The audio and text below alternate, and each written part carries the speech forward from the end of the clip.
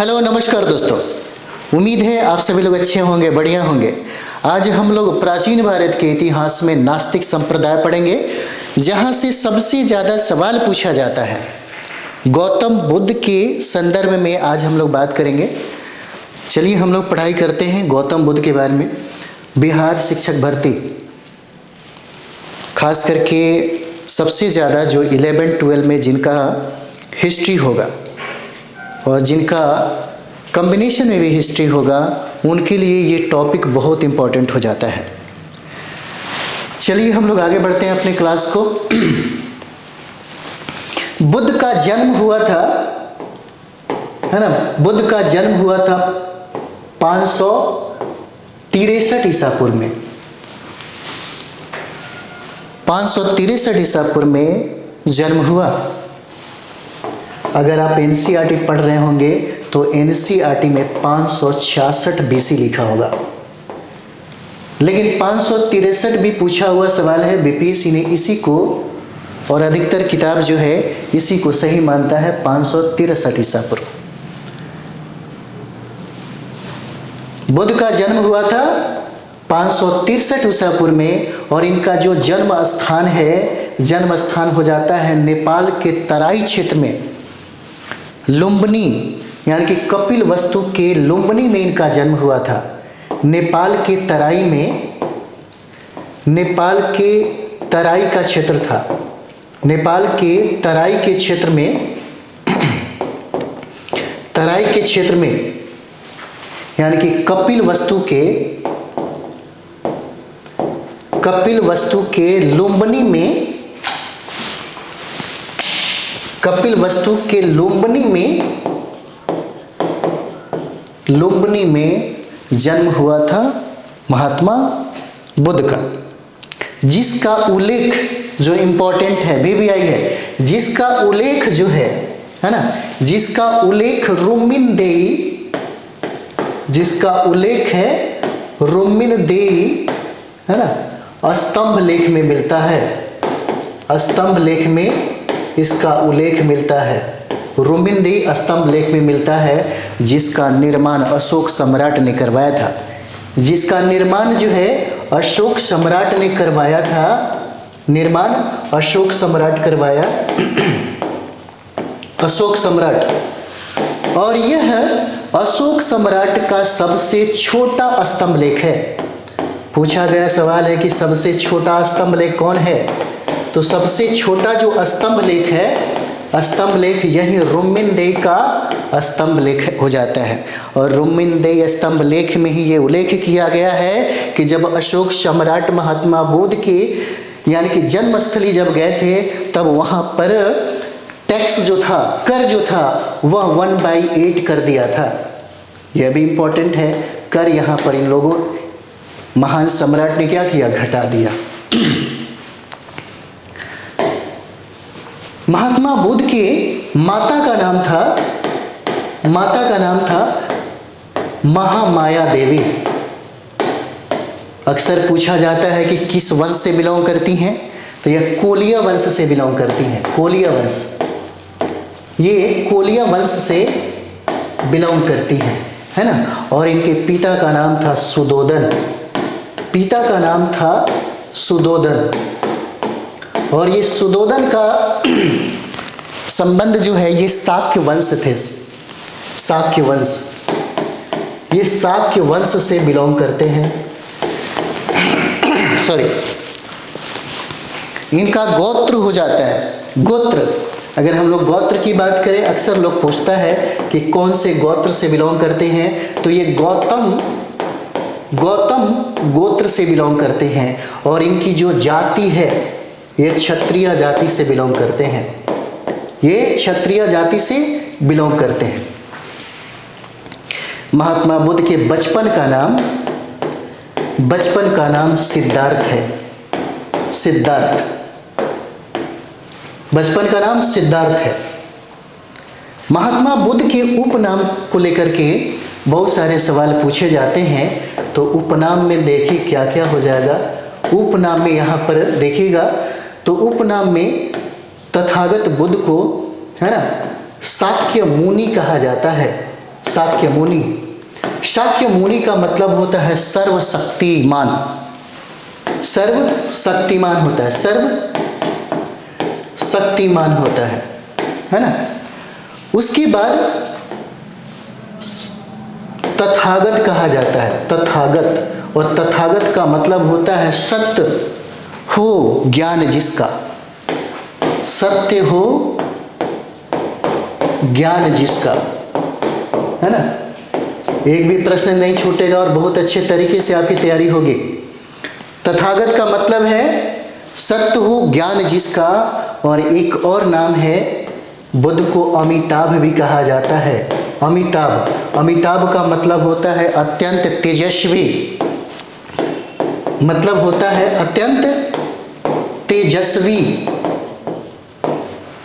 अमिताभ का मतलब होता है असीम वैभव वाला, है ना, असीम वैभव वाला। ये सारा नाम जो है ये महात्मा बुद्ध का है, महात्मा बुद्ध का है। और सबसे इंपॉर्टेंट है जो अक्सर पूछा जाता है, the light of Asia, the light of Asia कहा जाता है इनको। और द लाइट ऑफ एशिया जो कहा एडविन एर्नाल्ड ने कहा, एडविन एर्नाल्ड ने कहा, जो इंपॉर्टेंट है।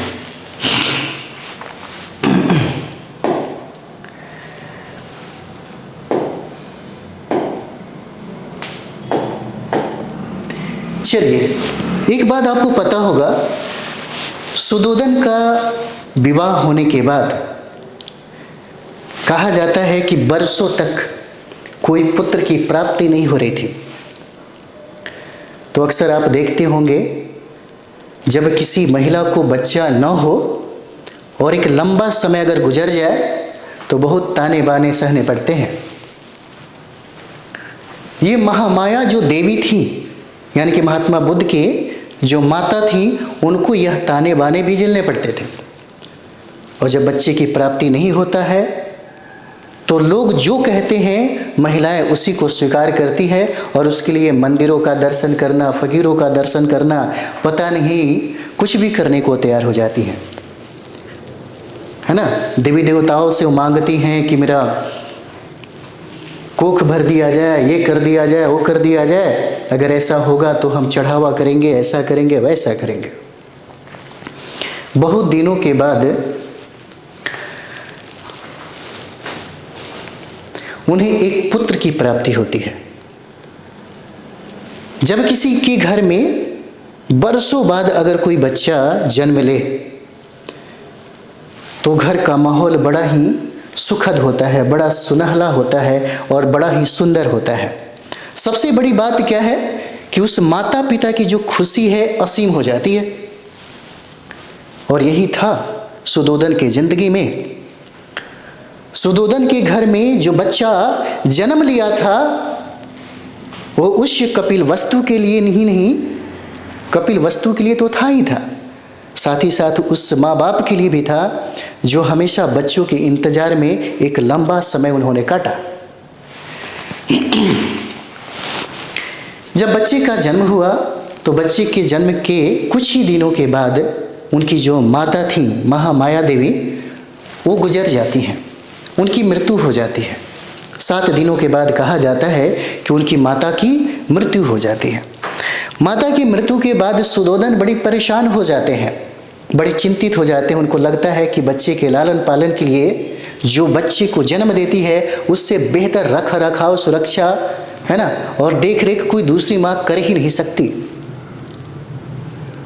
उनके कुछ शुभचिंतक थे, उनकी हालात देख करके बड़े निराश हो गए। तब उन्होंने कहा कि अगर आप चाहते हैं, क्योंकि एक बाप अपने छोटे से बच्चे को जो नवजात शिशु है उसका पालन पोषण नहीं कर सकता।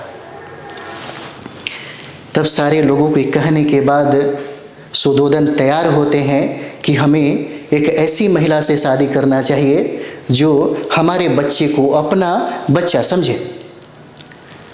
तब सुदोधन अपनी ही साली से वह विवाह रचा लेते हैं। जिनका नाम प्रजापति गौतमी होता है। शादी विवाह करने के बाद उस बच्चे का लालन पालन शुरू हो जाता है। कुछ दिनों के बाद सुधोधन को लगता है कि अब हमें अपने बच्चों का जन्म उत्सव मनाना चाहिए। तो जन्म उत्सव के लिए एक प्रोग्राम रखा जाता है, एक समय, एक डेट फिक्स किया जाता है, और उस डेट में जितने भी महाराजा हैं, जितने भी राजा हैं, जितने बड़े बड़े सम्राट हैं, सभी व्यक्ति को निमंत्रण भेजा जाता है कि आप बच्चे के लंबी उम्र की कामना के लिए, आशीर्वाद के लिए एक बार हमारे घर पधारिए। सब कोई को निमंत्रण दिया जाता है। एक बहुत बड़ा भोज का आयोजन किया जाता है, और आयोजन में सारे लोग बारी बारी से आते हैं, और एक छोटा सा नन्हा सा बालक फूलों की सेज पे बैठा हुआ है, और सारे राजा महाराजा उसको आशीर्वाद दिए जा रहे हैं, लंबी उम्र की कामना कर रहे हैं। इतना ही में एक हट्ठी, एक फकीर था, एक कहें तो एक ऋषि मुनि थे, जो कभी भी 12 वर्षों तक अपने कुटिया से बाहर निकला ही नहीं था। उस ऋषि का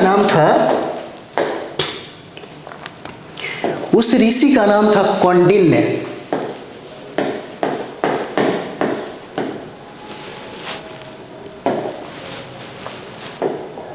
है ना? उसका नाम था कौंडिन्य नाम था, और एक बहुत पहुंचे हुए फकीर थे, संत थे, ऋषि थे, जो कभी भी किसी के, बड़े बड़े राजा महाराजाओं के यहाँ भी नहीं जाते थे निमंत्रण देने के बाद भी। इनके एक झलक के लिए लोग तरस जाते थे। कौंडिन्य के एक झलक के लिए, मिलने के लिए, इनके दर्शन करने के लिए लोग कितने वर्षों तक इंतजार करते थे।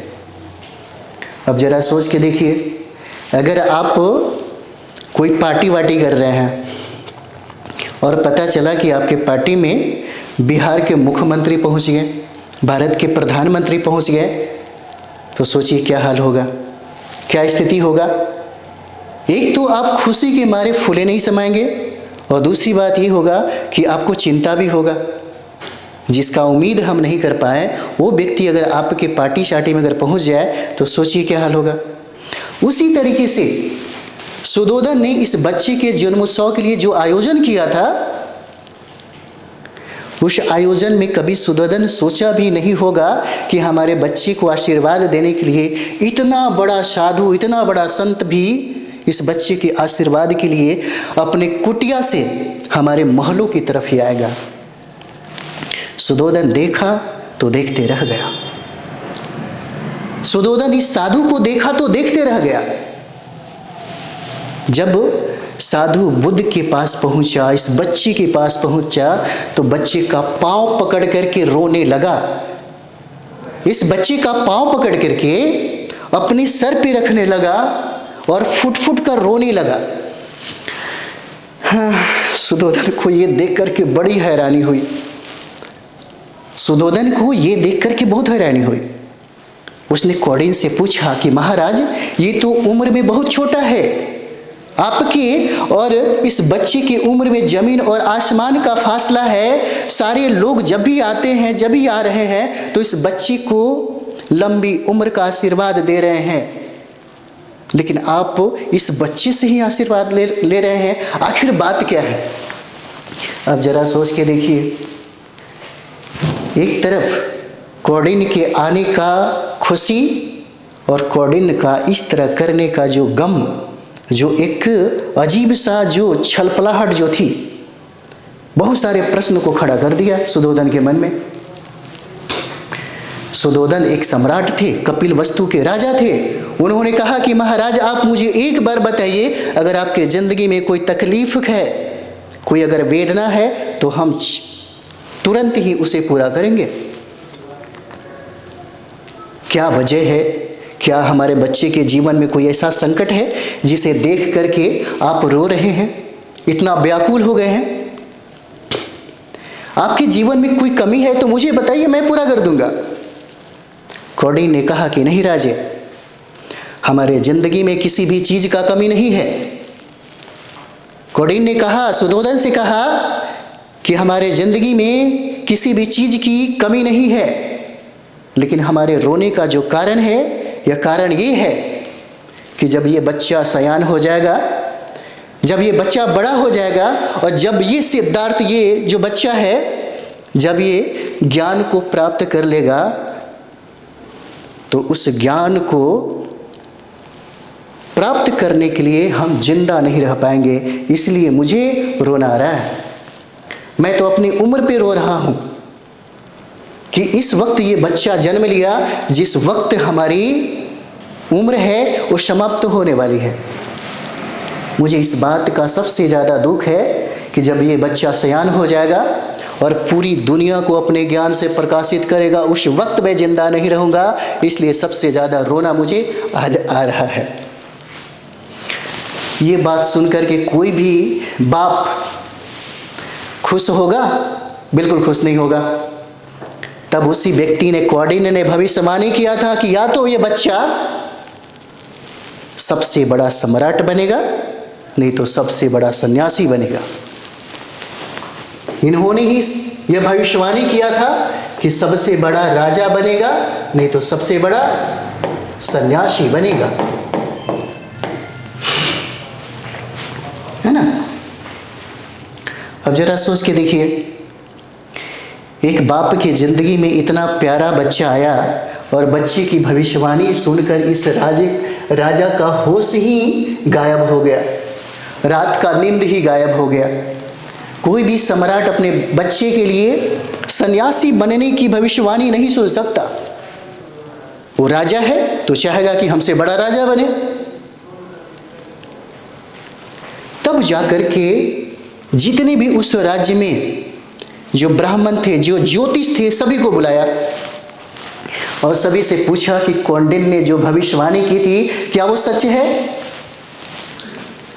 अधिकतर लोगों ने ये भविष्यवाणी सही बताया कि कौंडिन्य ने अगर भविष्यवाणी किया होगा, है ना, तो सारे लोग इनके कुंडली निकाल कर, है ना, जोड़ घटाव कर रहे थे और राजा को ये बता रहे थे कि उन्होंने बात जो कही वो सही कही। या तो ये बच्चा आगे चल के बहुत बड़ा सम्राट बनेगा, नहीं तो सन्यासी बनेगा। अब जरा सोच के देखिए, चलिए फैक्ट भी करते रहेंगे, है ना। तो यहाँ पर इनके चचेरे एक भाई हैं, चचेरे भाई, चचेरा भाई का नाम है ना, देवदत्त नाम है, देवदत्त, जो हमेशा अखाड़े में इनका साथ देते हैं। और महात्मा बुद्ध के बहन का नाम है नंदा, इनके बहन का नाम है नंदा नाम है। अब यहाँ पे सोचने वाली बात है, सारे साधुओं को बुला करके सुधोधन ने पूछा कि हम क्या करें, आखिर हम क्या करें कि हमारे बच्चे के मन में कभी बैराग आए ही नहीं। तो अधिकतर साधु ने कहा कि कभी आपके बच्चों के सामने कोई दुख वाली बात आनी ही नहीं चाहिए, कुछ भी ऐसा जिसके बारे में वो सोचे, ऐसा कुछ भी नहीं आना चाहिए जिसके बारे में बुद्ध को थोड़ा भी बैराग्य वाली भावना है जो प्रकट हो जाए। तो आपको पता होगा कि सुधोधन ने दुनिया का सबसे बेहतरीन संसाधन का जुगाड़ कर लिया। हर मौसम में अलग अलग घर बनाए जाते थे, हर मौसम में अलग अलग पकवान बनाए जाते थे, हर मौसम में अलग अलग तरीके से अलग अलग कलाकारियाँ दिखाई जाती थी। हमेशा कहे तो इस तरह से उनके जीवन को बिजी किया गया, इस तरीके से मोमेंट किया गया कि दुख का थोड़ा सा बू भी उनके जीवन में कभी आए ही नहीं, ताकि बुद्ध के मन में वैराग्य की भावना ना हो। ऐसी व्यवस्था और ऐसा प्रबंध इन्होंने सुधोधन ने किया था। और यही वजह था कि इन्होंने कहा कि हम अपने पुत्र की शादी ऐसे लड़की से करेंगे जो सबसे सुंदर हो, उस साम्राज्य की सबसे सुंदर कन्या हो। और 16 वर्ष की अवस्था में सिद्धार्थ का विवाह हो जाता है। और इनका विवाह होता है ना, इनके पत्नी का नाम रहता है पूछा जाता है।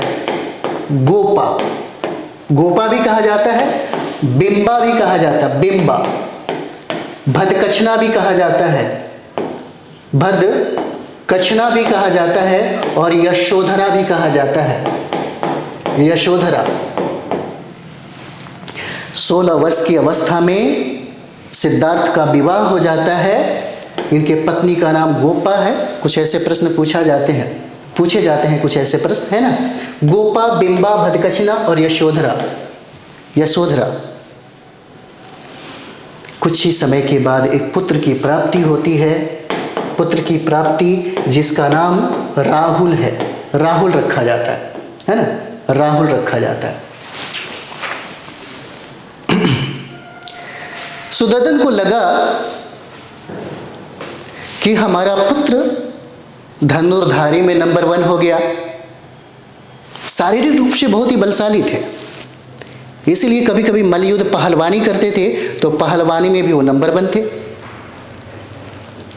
सुदर्शन को लगा कि हमने भविष्यवाणी करने वाले संतों की भविष्यवाणी को मैंने बदल दिया। अब जो उनके ऊपर पहरा जो रखा जाता था सुदर्शन के द्वारा, उस पहरा को धीरे धीरे कमजोर कर दिया गया।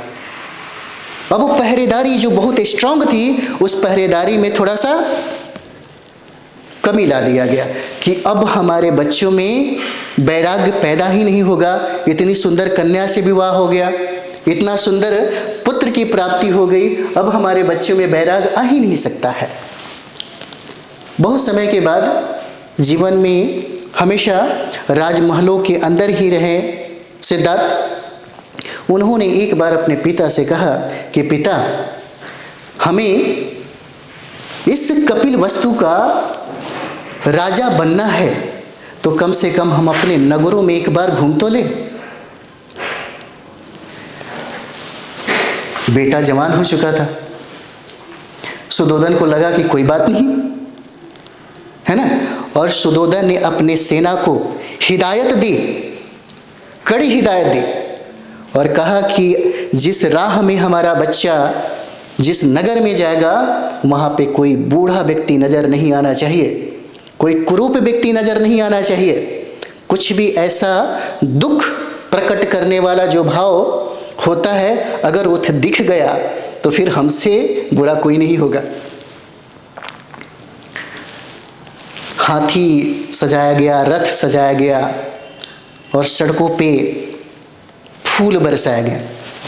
कुछ ही दूर तक डुगडुगी बजती रही। सिद्धार्थ जो है वो रथ पे बैठे, और कुछ दूरी के बाद फिर लौटा लिया गया। अब जरा सोच के देखिए, ये जिंदगी में होता कैसे है।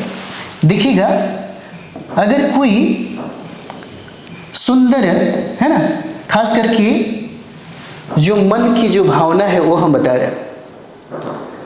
अगर कोई ऐसा दृश्य दिख रहे हैं, देख रहे हैं आप, जहाँ पे आप चाहते हैं कि सब कुछ ओपन दिखे, और वहाँ पे झलक झलक करके अगर दिखलाया जाए, तो उसके लिए हमेशा आप व्याकुल हो जाते हैं कि आखिर इसके आगे क्या है ना, इसके आगे क्या है।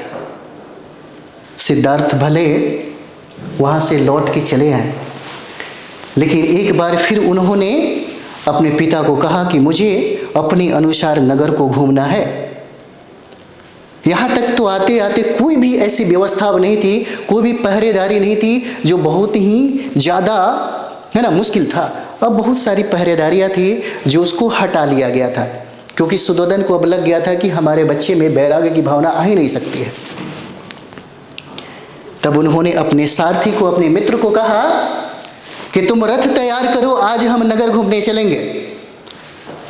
और वो रथ पे सवार हुए, और रथ पे सवार होने के बाद जब नगर में प्रवेश करते हैं, तो पहला उनको जो दृश्य दिखाई दिया, हम लोग आज 4 दृश्य की बात करेंगे।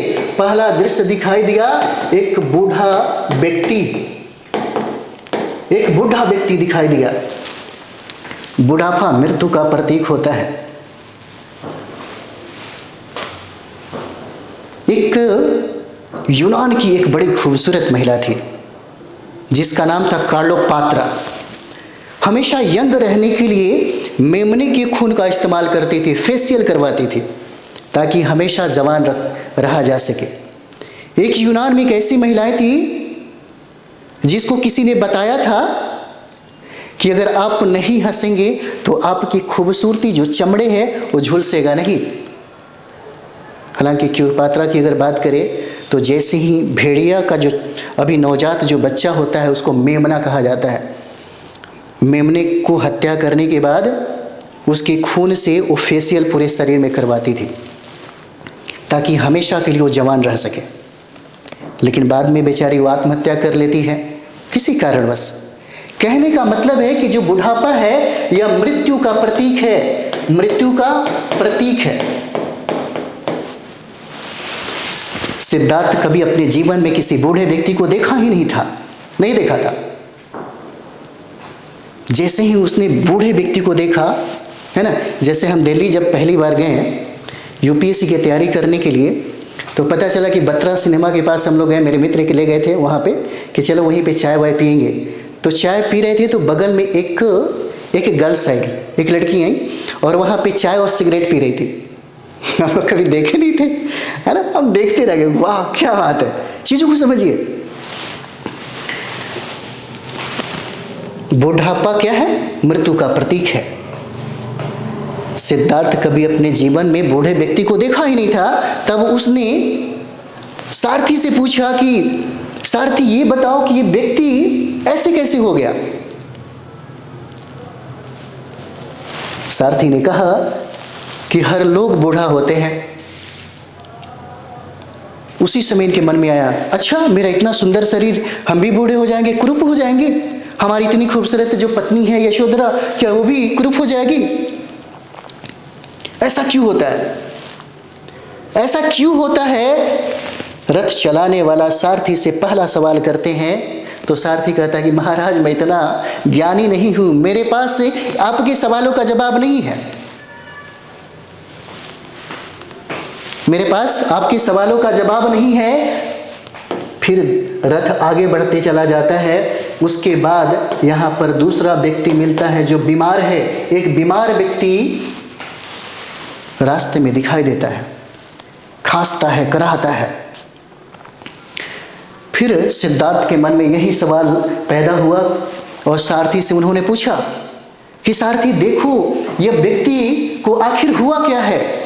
तो सारथी ने कहा कि यह व्यक्ति बीमार हो गया है।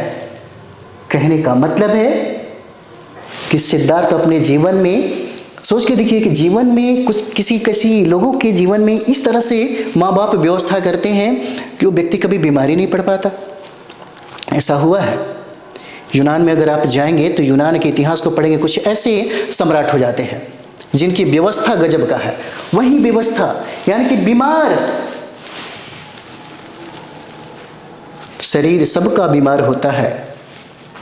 इस दुनिया में कौन ऐसे लोग हैं, खास करके अगर हम लोग भारत की बात करें तो कौन ऐसा घर है जिसमें बीमार लोग नहीं होगा, जिसे बीमारी नहीं होगा। लेकिन यहाँ पर सिद्धार्थ को लगता है कि अच्छा ये शरीर जो इतना सुंदर, इतना प्यारा शरीर है, यह भी बीमार होता है। आखिर बीमारी होती क्यों है? फिर सारथी कहता है कि आपके सवालों का जवाब मेरे पास नहीं है। तीसरा जो दृश्य दिखाई दिया वो तीसरा दृश्य है मृतक व्यक्ति का, मृतक व्यक्ति का है। इनके जितने भी परिजन हैं सारे परिजन रो रहे हैं।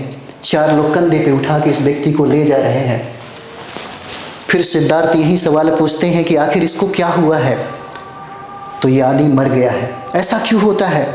फिर सारथी ने कहा कि आपके सवालों का जवाब मेरे पास नहीं है।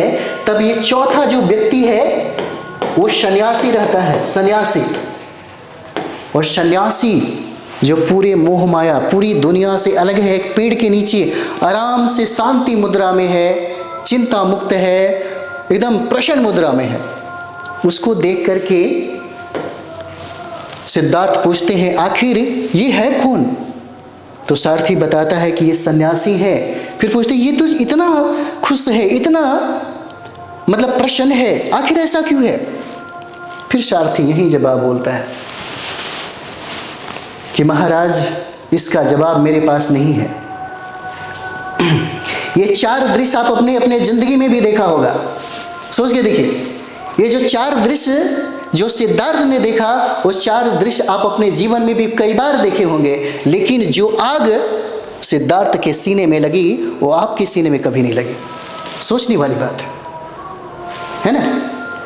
जो आग यहां पर सिद्धार्थ के सीने में लगी, वो आग कभी आपके सीने में नहीं लगा। देखा तो 4 दृश्य आपने भी होगा, है ना। तो ये 4 दृश्य देखने के बाद यहां पर देखिए, जब सिद्धार्थ घर पहुंचते हैं, तो घर पहुंचने के बाद जब ये बैराग वाली बात जब आती है, सोच के देखिए, जब ये घर पहुंचते हैं तो इनके मन के अंदर बहुत सारा ऐसा सवाल है, जिन सवालों को वो ढूंढते हैं, जिन सवालों का जवाब चाहते हैं, और जवाब कहीं नहीं मिलता है।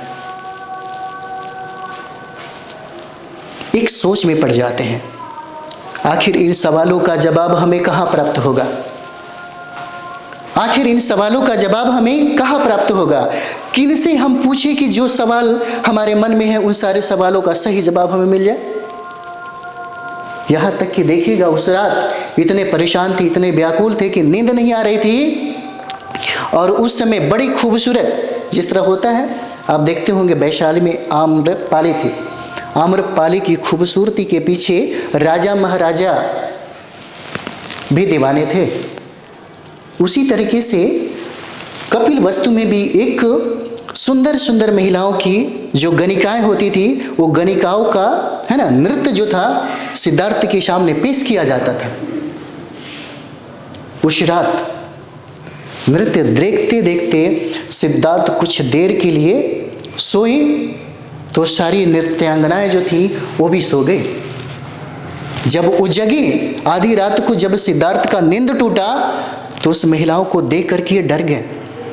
अजीब अवस्था में थी, इतनी सुंदर काया होती हुई भी उससे सिद्धार्थ को डर लगने लगा। तब सिद्धार्थ ने उसी वक्त सोच लिया कि इन सारे सवालों का जवाब हमें इस घर में रह के नहीं मिल सकती। तब उन्होंने अपने सारथी, जिसका नाम था छन्ना, अपने सारथी जिसका नाम था छन्ना नाम था, है ना, छन्ना को जगाया और बोला कि रथ तैयार करो, हमें बाहर जाना है। छन्ना आदेश का पालन किया और अपने घोड़े को तैयार किया, जिस घोड़े का नाम था कंथक। घोड़ा का नाम था कंथक, कंथक नाम था। और उस वक्त सोए हुए यशोधरा को और राहुल को, पत्नी और पुत्र को छोड़ करके 29 वर्ष की अवस्था में घर को छोड़ा, 29 वर्ष की अवस्था में गृह त्याग किया, जिसको बौद्ध धर्म में महाविनिष्क्रमण कहा जाता है। महाविनिष्क्रमण कहा जाता है।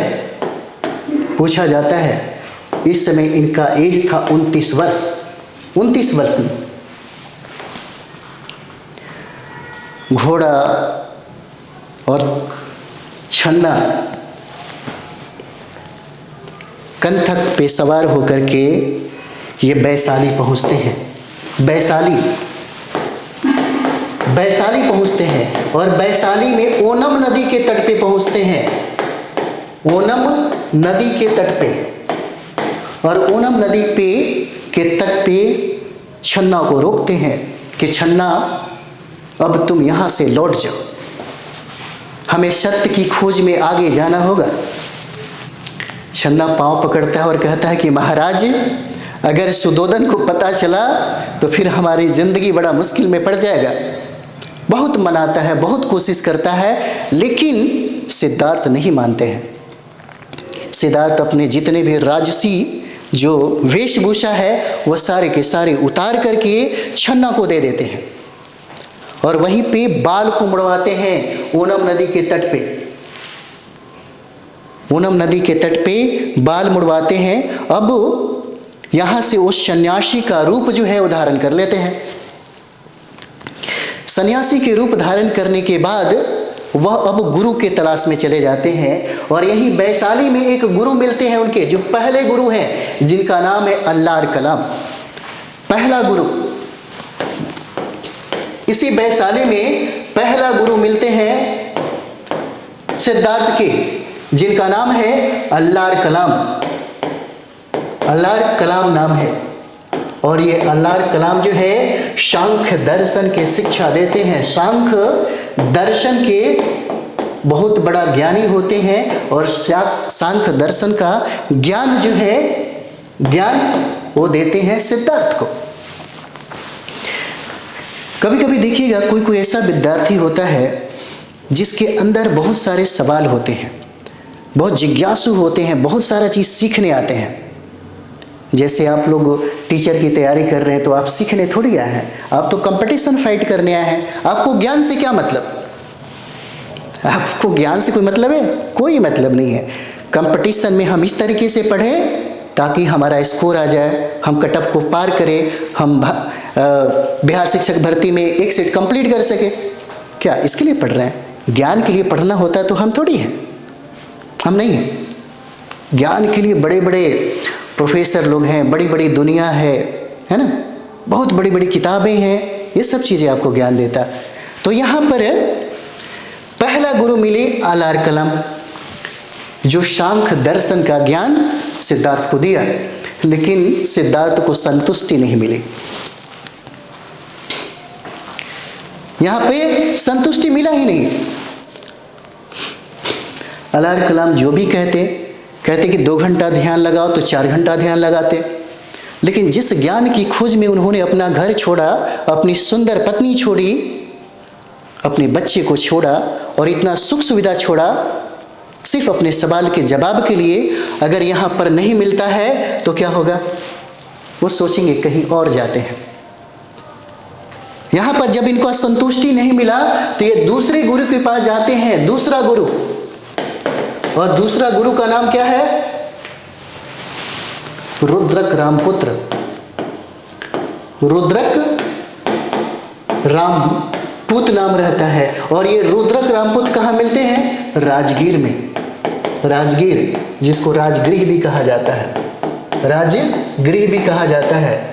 और आपको ये बात पता होगा, इसी राजगृह को हर्यक वंश के संस्थापक बिंबिसार ने अपना राजधानी बनाया था। यहाँ पर मुलाकात हुआ रुद्रक रामपुत्र से। रुद्रक रामपुत्र अपने जीवन में जो नहीं किए थे वही काम करवाने लगे। किससे? सिद्धार्थ से। सिद्धार्थ से करवाने लगे। कभी 4 घंटा इन्होंने ध्यान नहीं किया और ये 10-10 घंटा ध्यान लगाने को कह दिए। सिद्धार्थ अपने गुरु की हर बात को माना।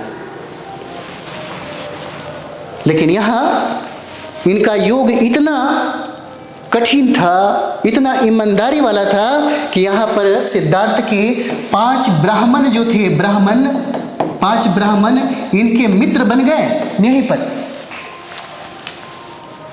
और मित्र बनने के बाद सिद्धार्थ को कहा कि आप तो इतना अच्छे ध्यान लगाते हैं, अगर ज्ञान की प्राप्ति आपको हो गई सबसे पहले तो ये ज्ञान मुझे देना। अगर आपसे पहले अगर मुझे ज्ञान की प्राप्ति हो जाएगी तो हम आपको ज्ञान देंगे। ये वादा और इरादा इन लोगों ने किया था आपस में ही। लेकिन जरा सोच के देखिए, रुद्रक रामपुत्र से भी इनको वो ज्ञान की प्राप्ति नहीं हुई। शरीर बड़ी कमज़ोर हो गया, खाना पीना छोड़ दिए। क्योंकि अक्सर लोग ये कहते थे कि जब कोई आदमी सन्यासी मार्ग को धारण करता है, जब निर्वाण की प्राप्ति, जब ईश्वर को प्राप्त करना हो, है ना, तो बहुत सारा चीज़ें जो है ध्यान लगाना पड़ता है, सन्यासी का मार्ग धारण करना पड़ता है ना, बहुत सारा काम करना पड़ता है। उन सारे के सारे आचरण का पालन सिद्धार्थ करते थे। आचरण जो पालन था वो सिद्धार्थ करते थे। एक समय की बात थी, ऐसी स्थिति आ गई सिद्धार्थ की जिंदगी में, कितने दिनों तक बिना भोजन और बिना पानी के थे। ऐसा लग रहा था कि कुछ दिनों के बाद ही इनकी मृत्यु होने वाली है। जहां पर इन्होंने ध्यान लगाया था, उसी जंगल में कुछ महिलाएं सूत काटने आती है और एक गीत गाती है कि अपने बीना का तार इतना टाइट ना करो कि वह टूट जाए, और अपने बीना का तार इतना ढीला ना करो कि उससे आवाज ही ना आए। ये सिद्धार्थ की जिंदगी में जो महिलाएं जो गीत गा रही थी, ये पहला ज्ञान इनको यहीं से प्राप्त हुआ। ये पहला ज्ञान जो है यहीं से प्राप्त होता है। उसी वक्त इन्होंने सोचा कि नहीं, अगर इस शरीर को जिंदा रखना है तो भोजन की जरूरत पड़ेगी ही पड़ेगी। एक छोटा सा नदी था, पानी पाँव भर थी, उसको पार करना बड़ा मुश्किल था, क्योंकि शरीर में एनर्जी ही नहीं थी, जान ही नहीं था। भोजन पानी कितने दिनों से सिद्धार्थ किए ही नहीं थे, और वो पहुंचते हैं बोध गया उरुवेला पहुंचते हैं और वहीं पे मुलाकात होता है एक सुजाता नामक कन्या से। और सुजाता खीर बनाई होती है और खीर खिलाती है सिद्धार्थ को यहां पर खीर देती है। सुजाता जो है यहां पर खीर देती है। अभी भी इनके 5 मित्र इनके साथ हैं, 5 मित्र जो हैं इनके साथ हैं। खीर को ग्रहण करने के बाद इनके 5 मित्र इनसे नाराज हो जाते हैं। अच्छा, अब पाखंडी हो गए। जिस योग और जिस ध्यान के लिए, जिस ईश्वर की प्राप्ति के लिए जो ध्यान करना था, उस ध्यान से बिल्कुल विमुख हो गए। इसका मतलब ये था, 5 ब्राह्मणों की नजर में क्या थे? सिद्धार्थ और पाखंडी हो गए। और उसी वक्त सिद्धार्थ का ये 5 मित्र साथ छोड़ दिए और ये लोग बनारस, वहां से इनका साथ छोड़ करके आगे बढ़ गए, बनारस चले गए। सुजाता के द्वारा खीर खाने के बाद आप देखिएगा 35 वर्ष की अवस्था में, है ना, 35 वर्ष की अवस्था में, बहुत इंपॉर्टेंट है, याद रखिएगा। निरंजना नदी के तट पर जिसको फल्गु नदी भी कहा जाता है, फल्गु नदी के तट पर पीपल वृक्ष के नीचे, है ना, पीपल वृक्ष के नीचे 6 वर्ष तक कठिन तपस्या किया। 6 वर्ष तक कठिन तपस्या किया और कठिन तपस्या के बाद इन्हें ज्ञान की प्राप्ति हुई। और ज्ञान की प्राप्ति होने के बाद ये सिद्धार्थ से बुद्ध बन गए। यहां पर आपको बात पता होगा कि सिद्धार्थ यानी कि महात्मा बुद्ध के जीवन में 3 घटना, है ना, 3 घटना थी जो वैशाख पूर्णिमा के दिन हुआ। इनका जन्म, ज्ञान की प्राप्ति और मृत्यु, ये तीनों का तीनों घटना वैशाख पूर्णिमा के दिन हुआ। वैशाख, है ना,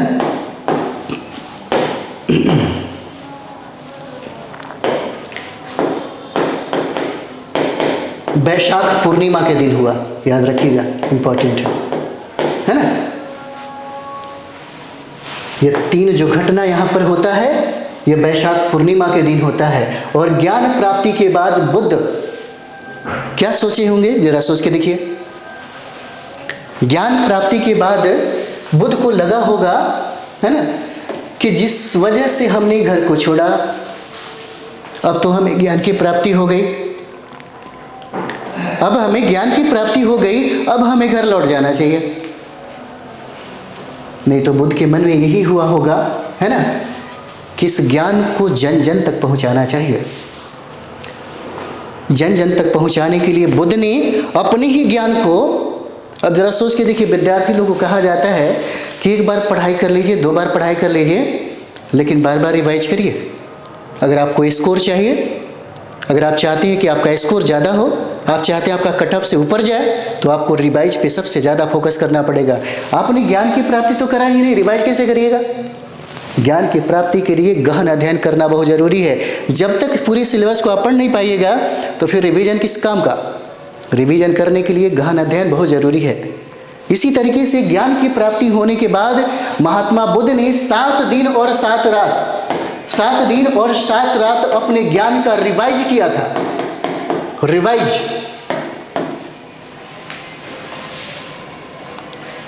और रिवाइज करने के बाद वो प्रारंभ होता है, वो सफर प्रारंभ होता है ज्ञान देने का। इसके बाद बहुत सारे अभी पॉइंट हैं जो हम लोग बात करेंगे, है ना। तो मिलते हैं हम लोग नेक्स्ट वीडियो में। थैंक यू वेरी मच आप सभी लोग।